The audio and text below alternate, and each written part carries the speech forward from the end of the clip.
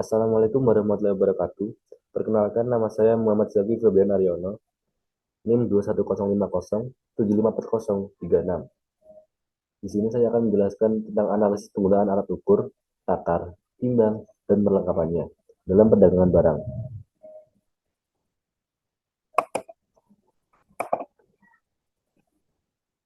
Yang pertama, saya akan menjelaskan tentang hal yang berkaitan dengan metodologi. Yang kedua, saya akan menjelaskan tentang kesimpulan tahapan metode pengambilan data secara statistik. Dan yang ketiga, saya akan menjelaskan kesimpulan dari penelitian yang telah dilakukan. Bab 1, Introduction. Latar belakang. Sektor perdagangan memainkan peranan penting dalam perekonomian nasional, baik secara kuantitas maupun kualitas. Untuk meningkatkan peranannya dalam perekonomian nasional, Kementerian Perdagangan menetapkan beberapa sasaran strategis. Salah satu yang menjadi fokus adalah stabilisasi penguatan pasar dalam negeri. Salah satu indikator pasar yang tertib tersebut adalah penggunaan alat UTTP yang benar dan perilaku pedagang dalam pengukuran dan penimbangan dengan tepat dalam rangka melayani konsumen dengan baik. Sedangkan tujuan pembentukan pasar terukur adalah: 1. Meningkatkan citra pasar tradisional melalui kebenaran hasil pengukuran. 2. Meningkatkan pemahaman dan kesadaran pedagang atau pengguna dan pemilik UTTP, serta pengelola dasar dalam membangun kepercayaan masyarakat. 3. Mendorong pemerintah daerah untuk meningkatkan pelayanan kemetrologian dalam rangka perlindungan konsumen. Definisi metrologi. Dalam studinya, UNCTAD menyatakan bahwa metrologi adalah ilmu tentang pengukuran, termasuk di dalamnya satuan ukuran beserta standarnya, instrumen pengukuran dan penerapannya, serta teori dan permasalahan dalam aplikasi yang berkaitan dengan pengukuran. Sedangkan, menurut Undang-Undang Dasar Republik Indonesia Nomor 2 Tahun 1981 tentang metrologi legal, definisi dari metrologi adalah ilmu pengetahuan tentang ukur mengukur secara luas. Manfaat metrologi.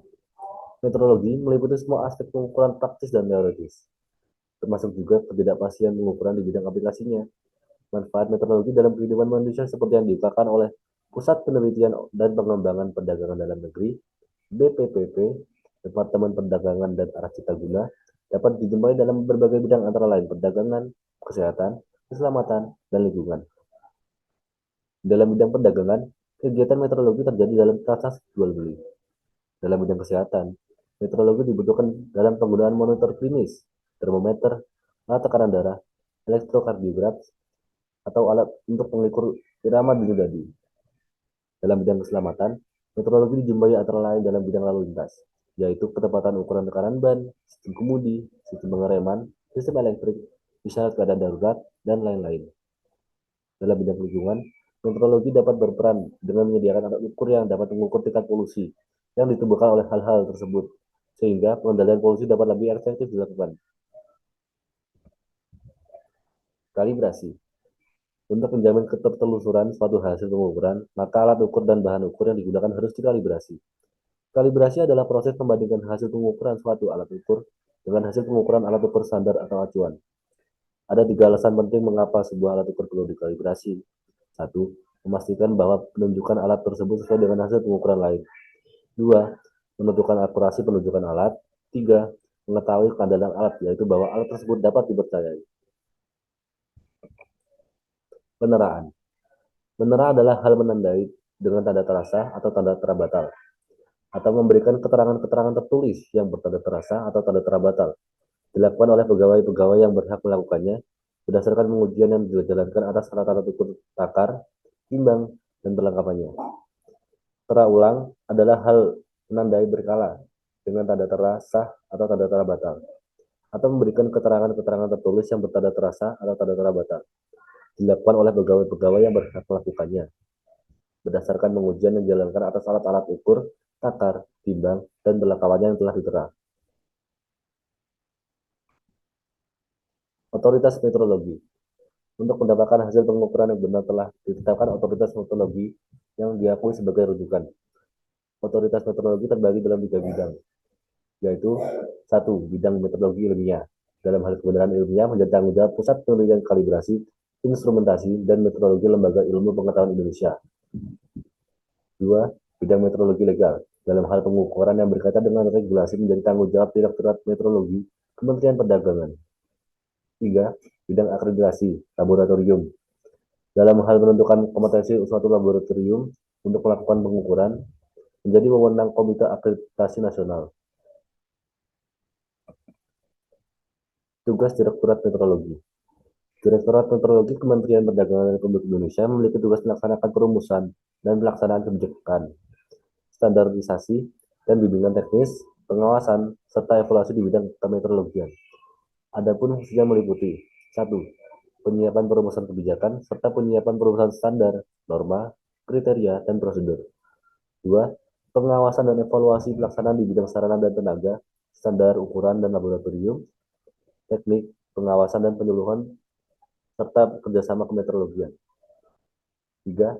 Pelaksanaan urusan tata persuratan dan rumah tangga direktorat, serta melakukan bimbingan dan pelaksanaan teknis.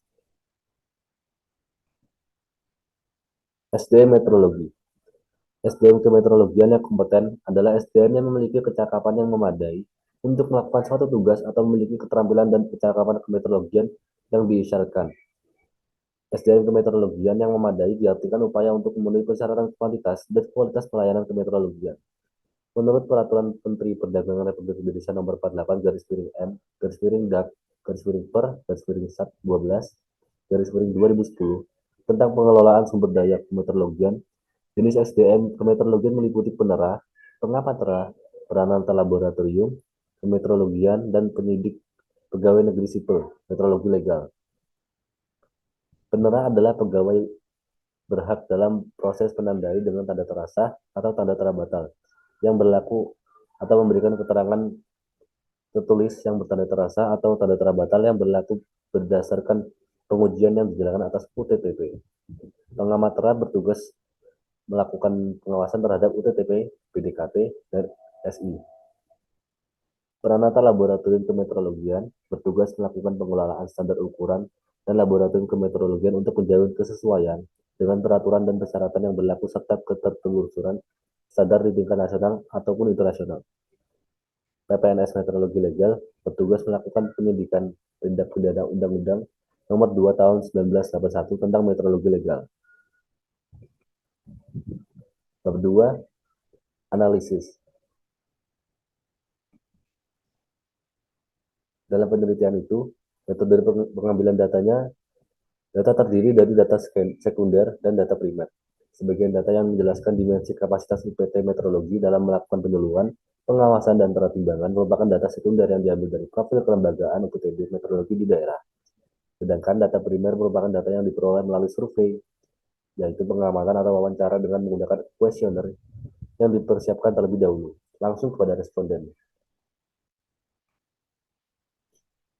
Berikut adalah hasil dari survei tersebut.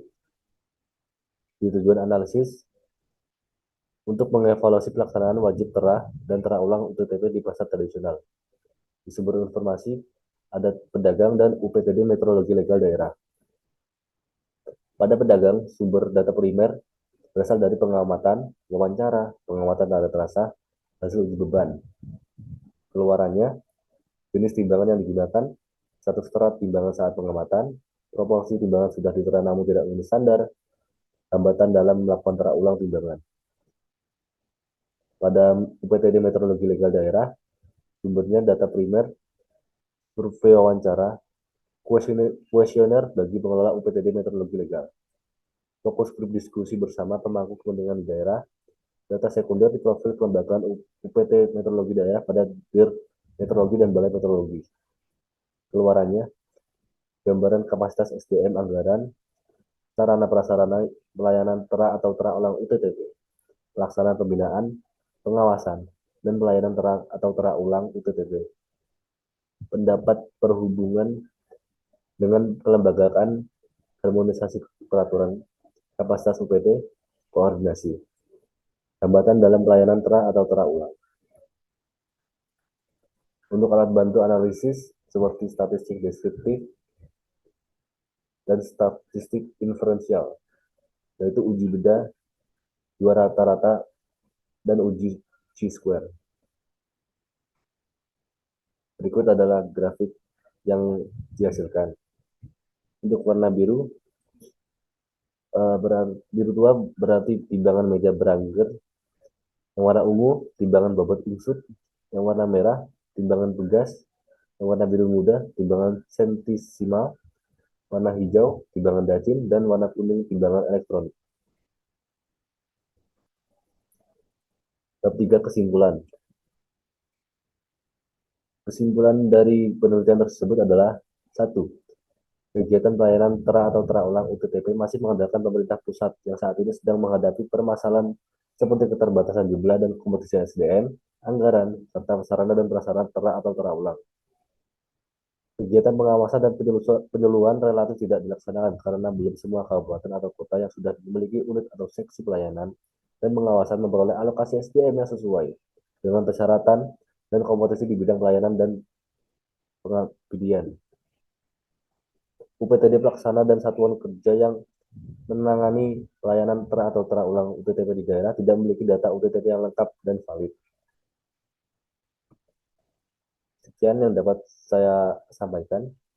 Kurang lebihnya mohon maaf. Wassalamualaikum warahmatullahi wabarakatuh. Terima kasih.